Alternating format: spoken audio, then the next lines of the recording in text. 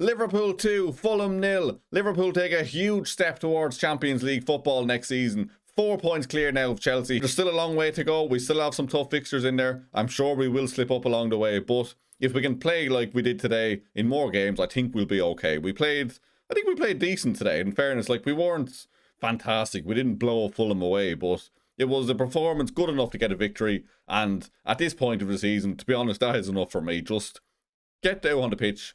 Play decent football, score a few goals, don't concede any goals obviously as well. Today we got a clean sheet, which is always good, and I think we'll go a long way towards getting Champions League football if we can perform like we did, more so in the first half than the second. 2-0 up at half time, came back out second half, they had a good few chances and they could have scored one or two, but they didn't. We got to 3 points, that is the most important thing. Rio Ngamoha, what a superstar he is, fantastic finish, good to see Mo Salah scoring as well, and it was just a good day all round in that regard. Good few chances Fulham could have scored. I think they had something like, 19 shots Fulham had, which it's not a good thing to see Fulham getting 19 shots against us when we're facing up against PSG on Tuesday. But look, it is what it is. We got the 3 points. That's the important thing. At this point of the season, I don't really care too much about the performances. Just get the 3 points, get us into the Champions League, and then get rid of the manager. Look, it's like I don't want to start speaking about the manager getting sacked after a win, but ultimately I still want him gone. I still don't think he's good enough. The second half going to show that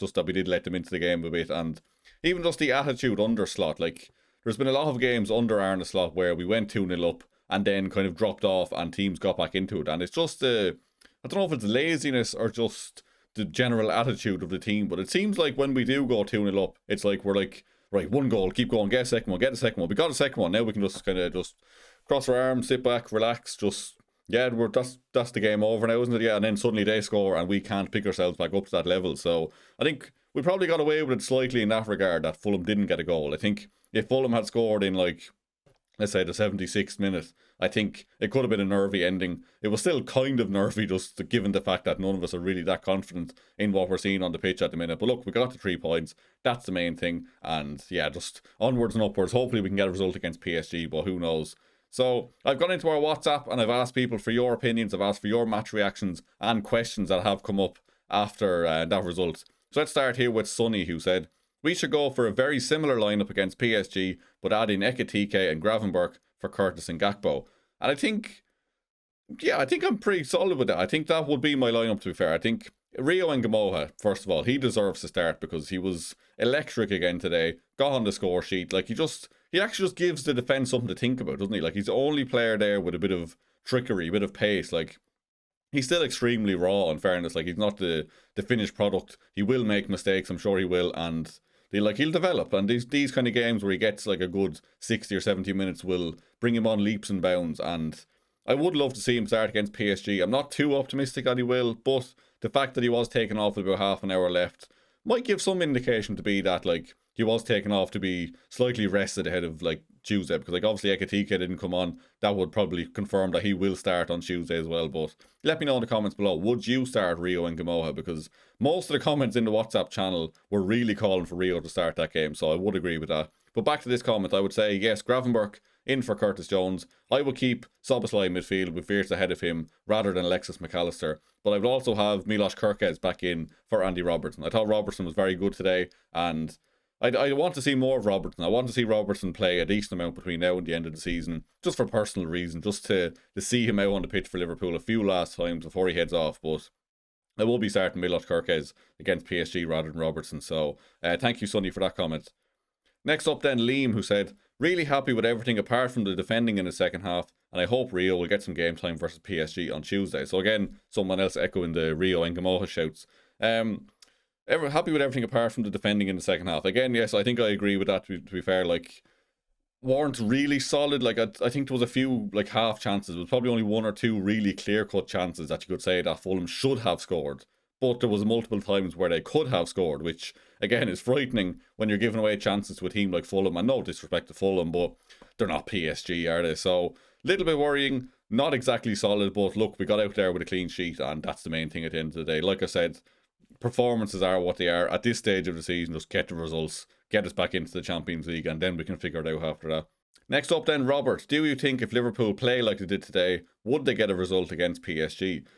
I think it'll be a closer game than when PSG beat us 2-0 during the week, but I still don't really see us beating them, to be honest. Or if we do beat them, it's going to be like a 3-2.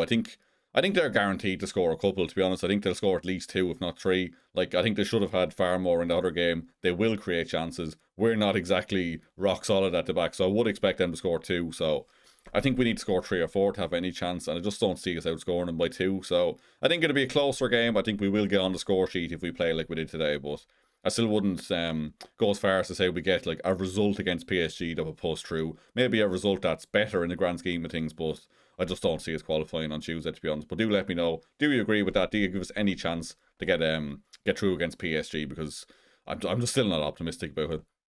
Next up then, Sam Orr said, if Arne Slot is given another season, do you think it will be better or just the same performances we've had all of this year? I think there's no world where Arne Slot is here next year where we're not better than this year for a couple of reasons. One, we'll bring in more reinforcements. We'll get more players that Arne Slot would want.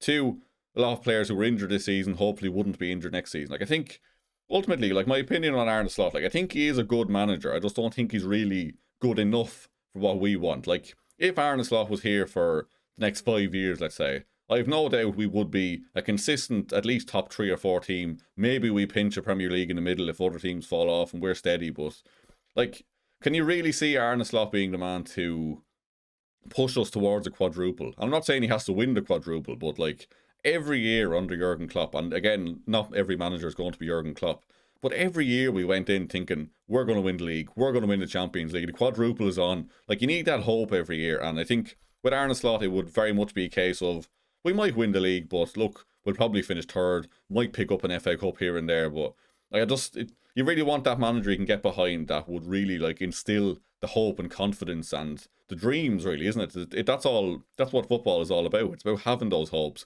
about believing that you're going to win everything, like blindly, deludedly. I want to be deluded every year in thinking we could win everything, and under Arne Slot, I will not have that feeling, but like the question said here, like, will we be better next year if he is here? And I think yes, I think we'll be a lot more solid. I'm sure he'll have his time to bed in more ideas, get in more players he wants, and we'll be decent. But that's not really where we want to be. So that's my thoughts on that one. But do let me know if you agree or not.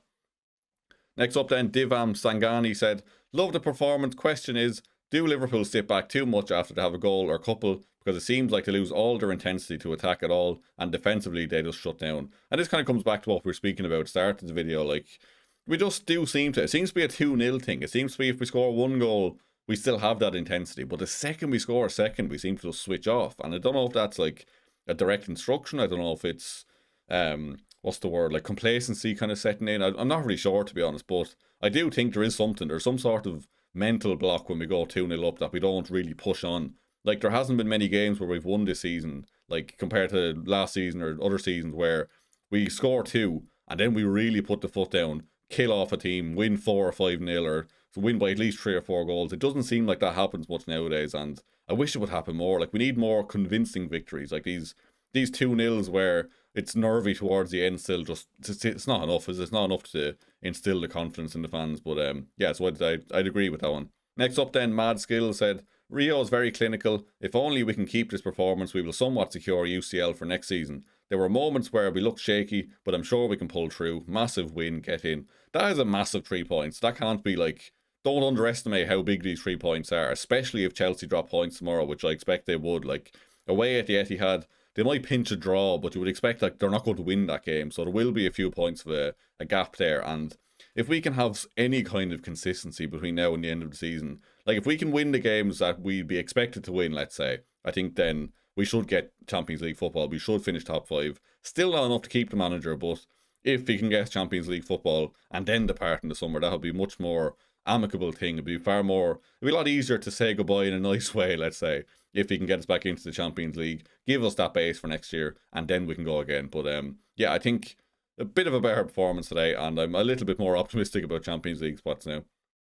Next up then, Andy said Rio, just said Rio, and then said, still on the fence regarding Georgi Mamardashvili, not convinced he's good enough yet.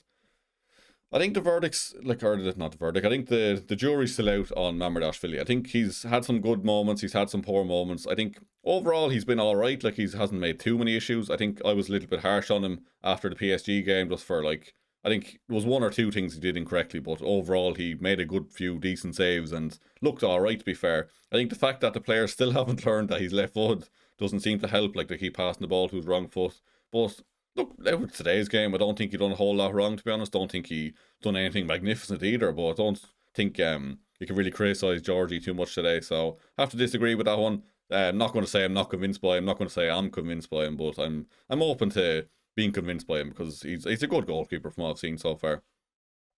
Finally then, last comment from Noah Lim said, honestly, Gakpo wasn't that bad. He wasn't that bad, but he needs to learn how to pass the ball to Alexander Isak, because Isak could have had a couple of goals today if not for Gakpo. There was a few times where Gakpo decided to shoot or play a ball to someone else rather than pick up Isak in the right position. Like, Isak was free in the box multiple times, and Gakpo just seems to be allergic to passing the ball to Isak, which is weird. But look, Cody Gakpo, he's not that bad a footballer. He is a good footballer. He's just frustrating as hell. And I think when we're struggling so badly for results, he becomes one of them players that's easy to scapegoat. He's easy to get frustrated at, and like, he's an effective player. I think that's the word. Like, he's not that good on the eye, but he will chip in with his assists and goals as the season goes on. Don't want him to be a regular starter, but I've no problem with him being a bit part player, like someone who plays 60 minutes the odd time or comes on at the 60-minute mark for the last half an hour of a game. He shouldn't be a guaranteed starter, but I still think he's good enough to be in the Liverpool squad. He's still good enough to offer us something.